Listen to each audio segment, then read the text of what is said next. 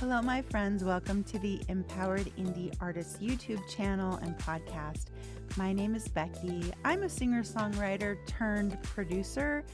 And over the years, I've just become really passionate about helping independent artists navigate this crazy music industry. And yet, my heart always is drawn into the real, true beauty of great vocal performances. Let me tell you a little bit about this situation, which is inspiring this video that I'm making today. Uh, the director of a children's choir that I sometimes do vocal arrangements and production for contacted me and wanted me to do an arrangement of the song At This Table by Idina Menzel. Did I say her name right? I cannot say her name right ever since John Travolta called her Adele Dazeem. Best moment ever on TV. Okay, anyway, Idina Menzel. I am going to share my screen so we can look at this together. So when I was asked to arrange this song, I actually wasn't sure if I had heard it. What the director told me, basically my instruction was there's a lot of choral arrangements, treble arrangements, which for a children's choir, you're going to be doing mostly a treble, slightly different than a normal SATB because you may have some boys whose voices have changed and you might have kind of a baritone range. But anyway, you arrange it slightly different. It's a little more treble than an SATB. So all of the arrangements that are available, according to the director, is they're boring. And they wanted something that had a little bit more oomph to it. So what I did was I just went right to YouTube and searched the song. The first listen was Idina Menzel's version. And I was like, okay, yeah. And I was watching the music video. And then in the YouTube feed, I already saw all of these choral arrangements, and so I pulled up this River City mixed chorus version and played that. And I was like, yeah, I can see this. It's easy for this song to feel a little monotonous.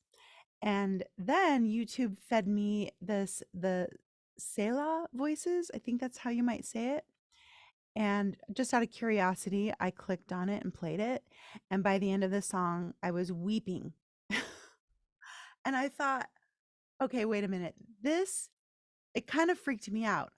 I listened to the same song. This was the third listen to the exact same song. And why were the first two songs, including the original version, completely boring to me? They did not move me. And so I was thinking about it. I was stewing on it actually for a couple of days, wondering, what was it? Was it the video? Was there something about the Selah video that just inspired something inside of me? So then I decided to do a little experiment. I decided I would just listen to the Idina Menzel version and then the Selah version on Spotify, just without any visual, and just really listen. I could not come up with a real specific list of things that were different about the vocal performances, but I just wanted to go over some of these general observations because as a singer, your job of delivering the emotional substance of a song is a heavy one. And it's easy for that responsibility to get overlooked because as singers, oftentimes we are dominated with the thoughts of insecurity, of proving that we're good enough to be singing this song, that we have this amazing tone, that we have these high belty notes. We get a little in our heads about proving that we are good singers. When I went back and listened and compared these two versions, I'm not going to play them on this video because I don't want any copyright issues to pop up. So I challenge you to just go pull up these two versions of At This Table and just listen. Don't even look at the video, just so that you can really capture the audible delivery and make your judgments there. This is kind of what it came down to for me. First of all, Idina Menzel's version of the song is a little faster and it feels hurried. When you compare the two versions, I think that the Selah version, they allowed in the production, and we're talking about the actual whoever produced it, whoever the director of the song was, whether that be the actual composer. I don't really know. I didn't dig into the details of who produced what, but let's just say there's one person at the helm that says we're doing it at this tempo, and it's the same person that arranged the strings and all the orchestration. Let's just say that. Um, the Selah version, the production and the composition, the arrangement is much more spacious. Then the way that the lead singer of the Selah voices, or I'm not even sure what the name of the singer is.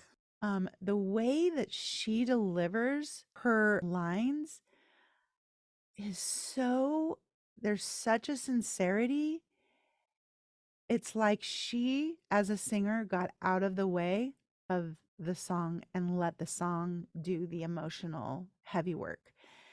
And that's really hard to do. And it's a very subtle thing. And I can't even tell you exactly, like, well, you do this and then you do that in order for that to happen. But I know that as I've worked with singers over the years, um, especially when I'm recording them, I can tell when they're in their head. And if they are, I try to shift the focus to who they're singing to, who this song is for, and what the message is. And as soon as they shift their thinking into the context, into the words, into the meaning, I can hear it in the way they deliver. And that, I think, is what's missing from Idina's vocal performance.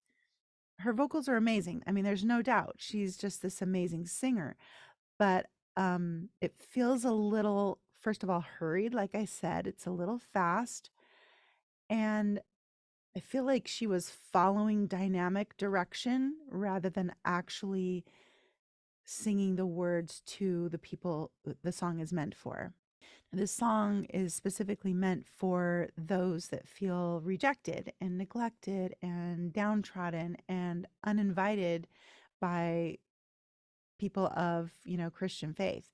And so it's a really important song because you're trying to actually reach out to people who have felt so hurt and tell them, "Hey, you're welcome here." And I feel like I did not feel even an ounce of that from Adina's voice. Even though I mean she probably was feeling it, but I have a suspicion that it was whoever was at the helm, whoever was directing her, and because of the arrangement, which is very it's more triumphant, it's more jubilant, and there's kind of more staccato, marcato. There's just a lot of like bump, bump, bump, like faster things happening in the strings. I feel like whoever was at the helm or the arranger, the director, really wanted this to feel jubilant Christianity rather than sincere. And that, I believe, is the difference. So, the moral of the story is you can have two really amazing singers sing the same song, but the producer, the arranger, can actually make or break the impact that a song can make. That to me is kind of the bottom line of this scenario. I appreciate you joining me on this because this was definitely a little bit more of a like me rambling on about my own thoughts and feelings, but I feel like it's a really important lesson to be learned. Choose your producers wisely. Choose your team of your creative partners. Choose them wisely. And you may have to date around. I tell people a lot that your team members, your producer, your manager, all of these people that you bring into your team, it's a lot like dating. There can be really talented, great people in their field that you try working with. And if it's just not jiving, it's not jiving. So you move on and find the right people for you. And it doesn't mean that they're not talented, they're just not for you. So finding the producer that sees your vision, that can really deliver the song in the way that you want is really, really important. I hope this was helpful to you. In the description below, I have a link to the Artist Branding Workbook. I hope you'll grab it because it's meant to help you as an artist figure out who you are, what makes you different, what makes you unique, and so that you can actually stand out in this very noisy music space. Thanks for joining me today. I'll see you next time.